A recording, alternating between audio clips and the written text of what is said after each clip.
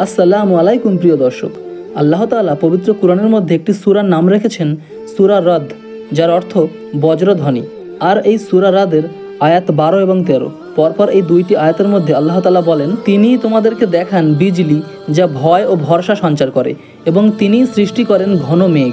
বজ্র নির্ঘোষ ও ফেরেশতাগণ সব হয়ে তাঁর স্বপ্রশংসা, মহিমা ও পবিত্রতা ঘোষণা করে, এবং তিনি বজ্রপাত করেন ও যাকে ইচ্ছা ওটা দ্বারা আঘাত করেন। এরপরও তারা আল্লাহ সম্পর্কে বিতর্ক করে, যদিও তিনি মহাশক্তিশালী। সুতরাং প্রিয় ভাই ও বোনেরা, বজ্রপাত হলো মহান আল্লাহ তাআলার মহাশক্তির এক ছোট নিদর্শন। যার উপর বজ্রপাত হয় তার মৃত্যু অনেকটাই নিশ্চিত। সুতরাং তা থেকে বাঁচতে আল্লাহর কাছে ক্ষমা প্রার্থনা ও দোয়া করতে বলেছেন বিশ্বনবী হযরত মুহাম্মদ সাল্লাল্লাহু আলাইহি ওয়াসাল্লাম। তিরমিজি শরীফের একটি হাদিসে এসেছে, রাসূল সাল্লাল্লাহু আলাইহি ওয়াসাল্লাম যখন বজ্রের শব্দ শুনতেন বা বিদ্যুৎ চমকাতে দেখতেন, তখন সঙ্গে সঙ্গে একটি দোয়া বলতেন।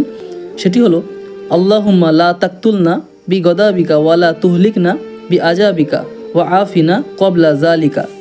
আর যে দোয়াটির বাংলা অর্থ হলো, হে আমাদের প্রভু, তোমার ক্রোধের বশবর্তী হয়ে আমাদের মেরে ফেলো না, আর তোমার আজাব দিয়ে আমাদের ধ্বংস করো না, বরং এর আগেই আমাদের ক্ষমা ও নিরাপত্তার চাদরে ঢেকে নাও। মাশাআল্লাহ, কত সুন্দর একটি দোয়া। সুতরাং প্রিয় বন্ধুরা, আমরা যারা দোয়াটি জানি না, দোয়াটি মুখস্থ করে আমল করার চেষ্টা করব ইনশাআল্লাহ। এছাড়া বজ্রপাত থেকে বাঁচতে ছোট্ট একটি তাসবিহ পড়ার কথা এসেছে হাদিসের একটি বিখ্যাত গ্রন্থ মুসান্নেফে আবি শায়বায়। তাতে বলা হয়েছে, যে ব্যক্তি সুবহানাল্লাহি ওয়া বিহামদিহি এই তাসবিহটি পাঠ করবে, সে বজ্রপাতের আঘাত থেকে মুক্ত থাকবে।